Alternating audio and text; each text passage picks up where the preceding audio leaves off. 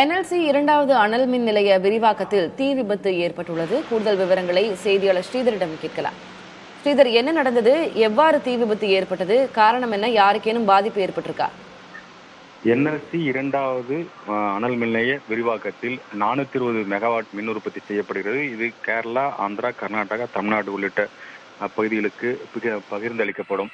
இங்கிருந்து உற்பத்தி செய்யப்படும் மின்சாரம். இந்நிலையில் தான் அந்த பகுதியில் தற்போது கிட்டத்தட்ட ஒரு அதிகாலை 3 மணியிலிருந்து இந்த தீ விபத்து என்பது நடைபெற்றதாக சொல்லப்படுகிறது. குறிப்பாக இந்த டிரான்ஸ்பார்மரில் ஏற்பட்ட தீ விபத்து தொடர்ந்து பரவி வந்த காரணத்தினால் அந்த பகுதியில் நெருங்க முடியாத நிலைக்கு தள்ளப்பட்ட தீயணைப்பு, குறிப்பாக NLCக்குள் இருக்கும் NLC தீயணைப்பு துறையினர் அங்கே சென்று தொடர்ந்து உயிரை பணயம் வைத்து அதை அணைக்கும் பணியில் ஈடுபட்டு வருகிறார்கள். கிட்டத்தட்ட 4 மணி நேரமாக இந்த பணி என்பது மேற்கொள்ளப்பட்டு வருகிறது.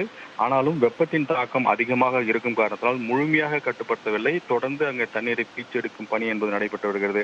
அதிகாலை 3 மணியிலிருந்து அந்த பகுதி முழுவதுமாக டிரான்ஸ்பார்மர் பெரிய அளவில் இருக்கும் காரணத்தினால் அதில் இருக்கும் எண்ணெய் உள்ளிட்ட பொருட்கள், எரிபொருட்கள் எரிந்து கொண்டே இருக்கும் காரணத்தினால் அதை தீயணைப்பு துறையினர் அருகே சென்று அணைக்க முடியாமல் காரணத்தினால் தூரத்தில் இருந்து தொடர்ந்து தண்ணீரை பீச்செடுத்து அதை முழுமையாக கட்டுப்படுத்தியுள்ளார்கள். மற்ற இடங்களில் பரவாமல் தடுப்பதற்கான அனைத்து நடவடிக்கையும் மேற்கொள்ளப்பட்டுள்ளது.